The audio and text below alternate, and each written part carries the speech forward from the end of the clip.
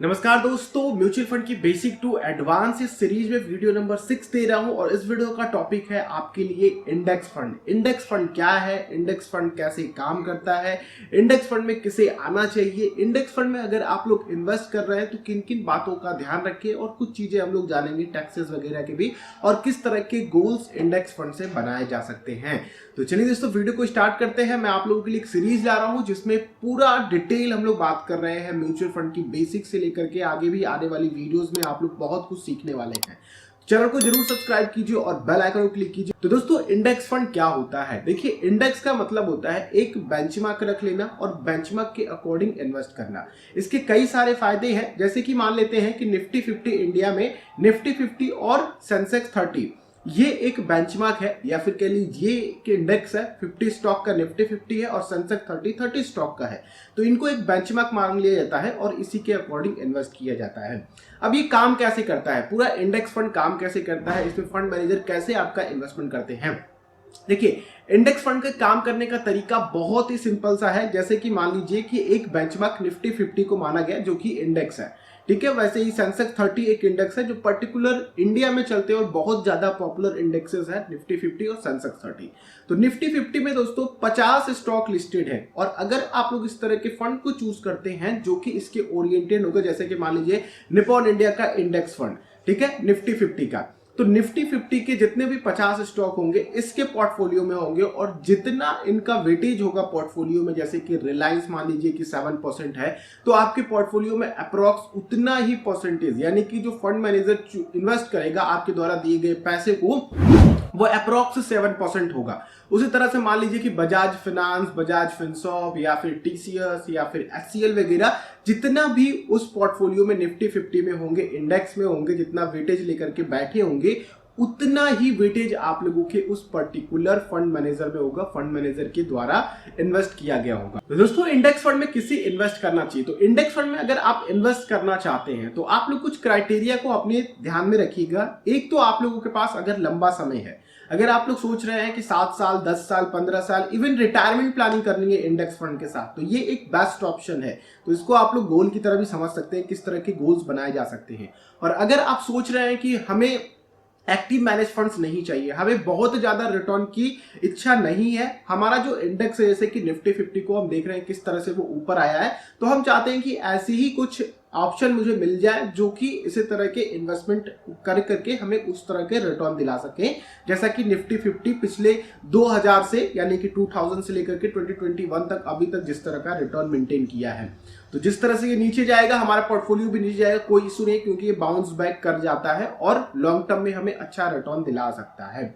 तो जो लोग इंडेक्स को फॉलो करना चाहते हैं, यानी कि पैसिव इन्वेस्टमेंट चाहते हैं, उनके लिए इंडेक्स फंड सही है। और तीसरी चीज कि जो लोग कम खर्चा देना चाहते हैं, यानी कि एक्सपेंस रेशियो कम करना चाहते हैं अपना, और मार्केट बीटिंग रिटर्न भी निकालना चाहते हैं, इन्फ्लेशन बीटिंग रिटर्न भी निकालना चाहते हैं, उनके लिए भी इंडेक्स फंड एक बेहतर ऑप्शन हो सकता है। तो क्या मैं इन्वेस्ट करता हूं इंडेक्स फंड में? जी हाँ, इंडेक्स फंड में मैं भी इन्वेस्ट करता हूं और मैं लगभग 4 साल से इंडेक्स फंड में इन्वेस्ट कर रहा हूं। और मेरी सलाह रहेगी कि आप लोगों के भी पोर्टफोलियो में एक इंडेक्स फंड जरूर शामिल होना चाहिए। इवन अगर आप लोगों का पोर्टफोलियो ही शुरू हो रहा है तो इंडेक्स फंड से आप लोग अपनी इन्वेस्टिंग को स्टार्ट कर सकते हैं। किन बातों का ध्यान रखें अगर आप लोग इंडेक्स फंड में आ रहे हैं? सबसे पहली चीज रिस्क का आप लोग ध्यान रखें, क्योंकि देखिए यहाँ पे प्योरली इक्विटी इन्वेस्टमेंट है, यहाँ पे कोई भी पैसा आप लोगों का डेट सिक्योरिटी में नहीं जाता है, पूरा का पूरा पैसा आपके इक्विटी को यूटिलाइज करने में लगता है। जो भी इंडेक्स का पोर्टफोलियो है वो पोर्टफोलियो में इन्वेस्ट करने में लगता है, चाहे आप लोग सेंसेक्स 30 का ले लो चाहे निफ्टी 50 का ले लो। तो मार्केट के उतार चढ़ाव से आप लोगों को हमेशा ध्यान रखना है, यहाँ पर रिस्क तो रहता ही है, साथ में अगर आप लोगों को लॉन्ग टर्म होता है तो रिस्क कम हो जाता है। रिटर्न फैक्टर की बात करें तो रिटर्न आप लोगों को काफी डिसेंट मिलता है। डिसेंट इन द सेंस कि पहले तो आप लोगों का एक्सपेंस रेशियो 0.10% या फिर 0.50% मैक्सिमम तक रहता है।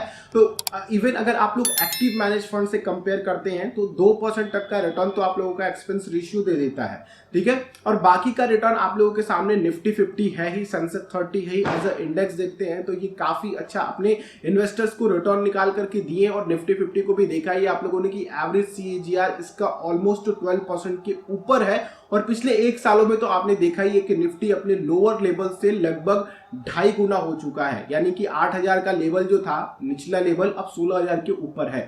तो इस तरह से चीजें काम करती हैं इंडेक्स में। तो रिटर्न फैक्टर तो अच्छा है, लॉन्ग टर्म में और अच्छे रिटर्न आते हैं। जितना ही नीचे मार्केट जाता है इंडेक्स का उतना ही तेजी से वो बाउंस बैक भी करता है, क्योंकि इसमें सेक्टर ओरिएंटेशन भी होता है, अलग अलग तरीके के सेक्टर इसमें शामिल होते हैं।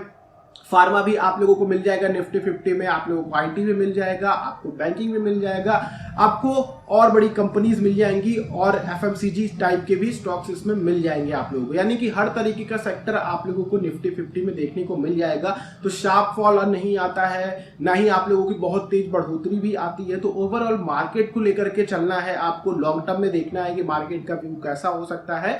तो रिटर्न फैक्टर के अकॉर्डिंग आप लोग इसको देख करके ही इन्वेस्ट कीजिएगा। बाकी अगर आप लोग आ रहे हैं तो अपने इन्वेस्टमेंट होराइजन को ध्यान रखिएगा कि अगर आप लोग प्लानिंग कर रहे हैं लॉन्ग टर्म की रिटायरमेंट प्लानिंग, तो वो भी यहाँ से कर सकते हैं।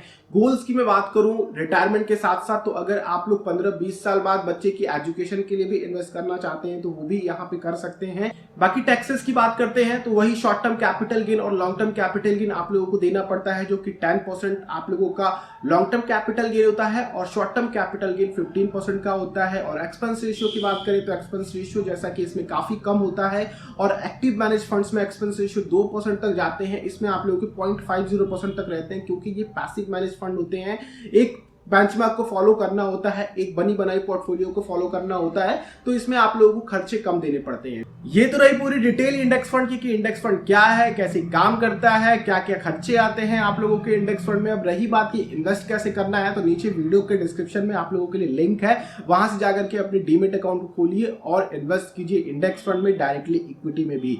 बाकी ये वीडियो अच्छी लगी तो लाइक कीजिएगा। दूसरी वीडियोस भी आप लोगों के पास आएंगी, धीरे धीरे वीडियोस अपलोड होंगी, तो आप लोगों तक नोटिफिकेशन चाहिए तो सब्सक्राइब कर लीजिए और बेल आइकन को क्लिक कीजिएगा, जिससे कि उन वीडियोस की नोटिफिकेशन आ सके। और वीडियो पे आप लोग नए आ रहे हो, चैनल पे नए आ रहे हो, तो दूसरों को भी शेयर करो और वो भी आए और म्यूचुअल फंड को बेसिक से लेकर के एक अलग लेवल तक सीखें, जिससे कि उनको किसी एडवाइजर या फिर किसी और वीडियोस की जरूरत ना पड़े।